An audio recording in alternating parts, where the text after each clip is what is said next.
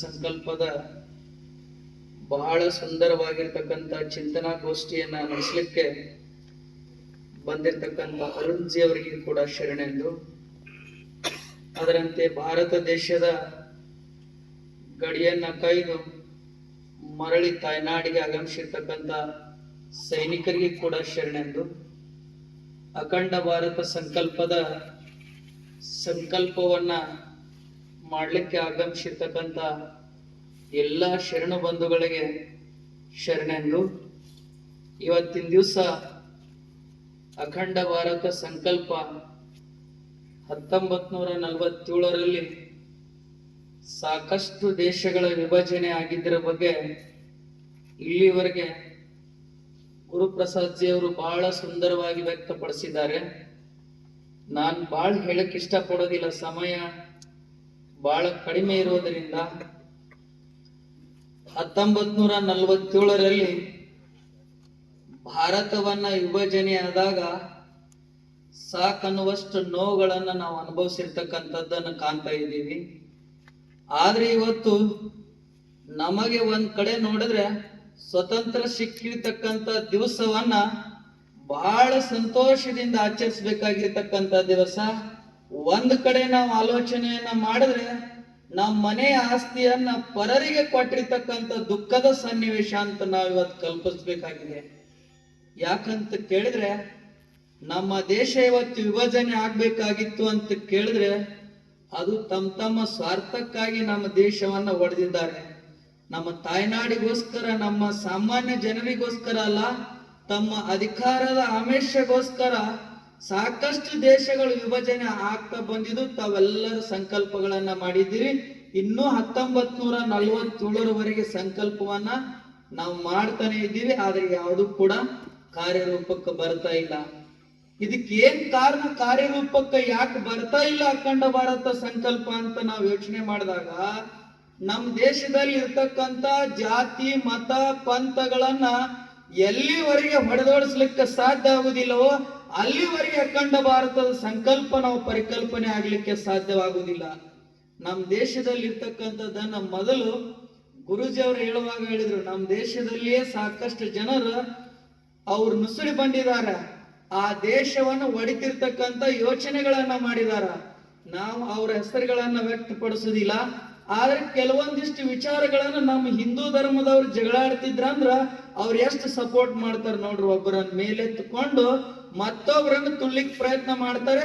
ಅವಾಗ ನಾವು ಉತ್ತರ ಕುಮಾರ್ನಂಗ ಶೂರ ಪೌರತ್ವವನ್ನು ತೋರಿಸ್ಲಿಕ್ಕೆ ಒಬ್ಬ ದೌರ್ಜನ್ಯಕಾರಿ ಆಗ್ಲಿಕ್ಕೆ ಪ್ರಯತ್ನ ಮಾಡ್ತೀವಿ ನಾವು ಇವತ್ತಿನ ದಿವಸದಲ್ಲಿ. ಒಬ್ಬ ಕಾರ್ಯಕರ್ತ, ಸಾಮಾನ್ಯ ಕಾರ್ಯಕರ್ತರ ಬಗ್ಗೆ ನಾವು ಯೋಚನೆ ಮಾಡಿದಾಗ, ಆ ಭಾರತ ದೇಶದ ಬಗ್ಗೆ ಚಿಂತನೆಯನ್ನು ಮಾಡಿದಾಗ, ಇವತ್ತು ನಾವೆಲ್ಲರೂ ಶಾಂತಿದಿಂದ ಮನ್ಕೊಂಡು ಶಾಂತಿದಿಂದ ಇರ್ಬೇಕಾದ್ರೆ ನಮ್ಮ ದೇಶದಲ್ಲಿ ನೆತ್ರ ಹರಿಸಿರ್ತಕ್ಕಂಥ ಸೈನಿಕರನ್ನು ನಾವು ಇವತ್ತು ಸ್ಮರಿಸಬೇಕಾಗಿದೆ. ಅಂತ ಸೈನಿಕರನ್ನು ಸ್ಮರಿಸಿಕೊಂಡಾಗ ಸಾಕನ್ನುವಷ್ಟು ಭಾರತ ದೇಶದಲ್ಲಿ ಕೆಲವೊಂದಿಷ್ಟು ಜನರ ಹೆಸರು ಮಾತ್ರ ನಮ್ಗೆ ಗೊತ್ತದಾವ, ಆದ್ರೆ ಇನ್ನೂ ಕೆಲವೊಂದಿಷ್ಟು ಜನರ ಹೆಸರನ್ನು ಹೆಂಗ್ ಗೊತ್ತಿಲ್ಲ ಅಂತ ಕೇಳಿದ್ರೆ, ಭಾರತ ಮಾತೆಯ ಮಣ್ಣನ್ನು ಹಿಡಿದಾಗ ರಕ್ತ ಕನಕನದಲ್ಲಿ ಹೇಳುತ್ತೆ ನಾವು ಭಾರತ ಮಾತೆಯ ಮಕ್ಕಳು ಅಂತ ಹೇಳ್ತಾ ಇದೆ ಈ ಮಣ್ಣನ್ನು ಕೇಳಿದಾಗ.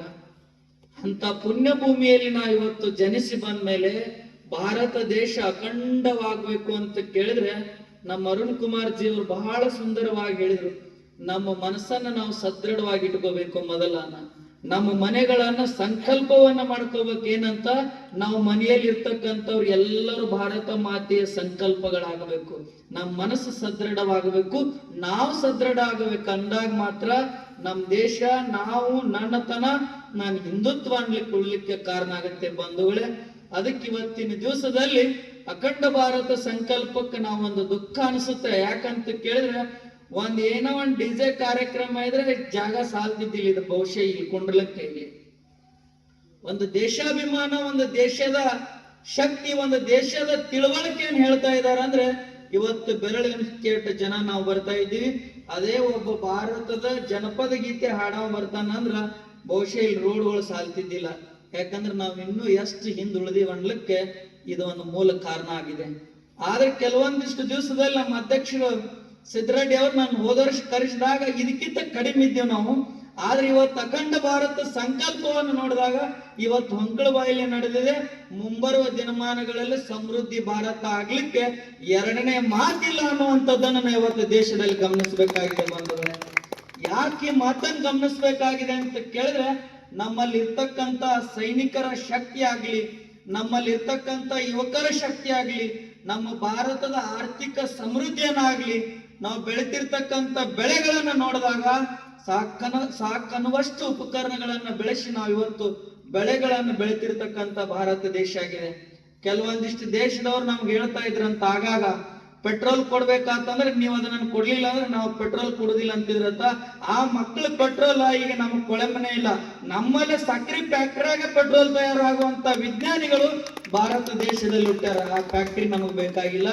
ಅದಕ್ಕಿಂತ ಮುತ್ತು ರತ್ನಗಳು ಭಾರತ ದೇಶದಲ್ಲಿ ಇನ್ನೂ ಸಾಕನ್ನುವಷ್ಟು ರತ್ನಗಳು ಉತ್ಪನ್ನ ಆಗಿದ್ದಾವೆ, ಈ ದೇಶದಲ್ಲಿ ಬೆಳೀತಾ ಇದ್ದಾವೆ.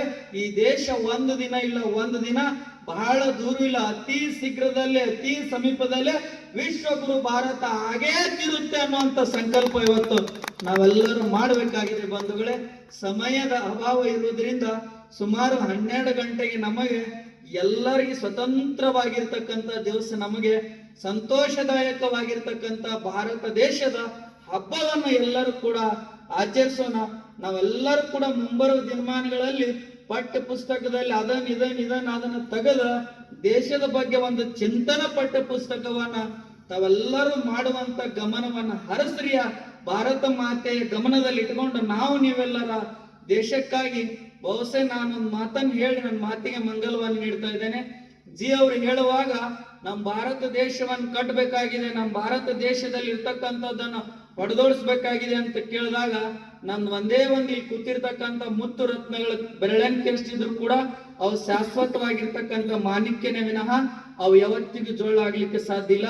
ಇಲ್ಲಿ ಕೂತಿರ್ತಕ್ಕಂಥವ್ರಿಗಂತೂ ಮತ್ತೆ ಕೆಲವೊಂದಿಷ್ಟು ಜನರಿಗೆ ಒಂದು ವಿನಂತಿಯನ್ನು ಏನ್ ಮಾಡ್ತಾ ಇದ್ದೇನೆ ಅಂತ ಕೇಳಿದ್ರೆ, ಬಹುಶಃ ಭಾರತ ದೇಶ ಸಂಕಲ್ಪ ಅಖಂಡ ಭಾರತ ಆಗ್ಬೇಕಂತ ಕೇಳಿದ್ರೆ 1 ತಾಸು ನಿಮ್ ಕೈಯಾಗಿನ ಮೊಬೈಲ್ ಕೆಳಗಿಟ್ಟು ಚಿಂತನೆ ಮಾಡಿದ್ರೆ ನಮ್ಮ ಭಾರತ ಅಖಂಡ ಭಾರತ ಸಂಕಲ್ಪ ಆಗ್ಲಿಕ್ಕೆ ಸಾಧ್ಯ ಅನ್ನುವಂತ ಮಾತನ್ನ ನಾವು ಇವತ್ತು ಗಮನದಲ್ಲಿ ಇಟ್ಕೊಂಡು ನಾವು ಇದನ್ನ ತ್ಯಜಿಸಿ ಭಾರತ ದೇಶಕ್ಕಾಗಿ ಕೇವಲ ಒಂದೇ 1 ತಾಸನ್ನ ಭಾರತದ ಬಗ್ಗೆ ಚಿಂತನೆಯನ್ನ ಮಾಡೋಣ ಅನ್ನುವಂತ ಮಾತನ್ನ ಹೇಳಿ ನಾನು ಮಾತಿಗೆ ಮಂಗಲವನ್ನ ನೀಡ್ತಾ ಇದ್ದೇನೆ. ತತ್ಸತ್ ಪರಬ್ರಹ್ಮನೇ ಹರಿಯೇ ನಮಃ.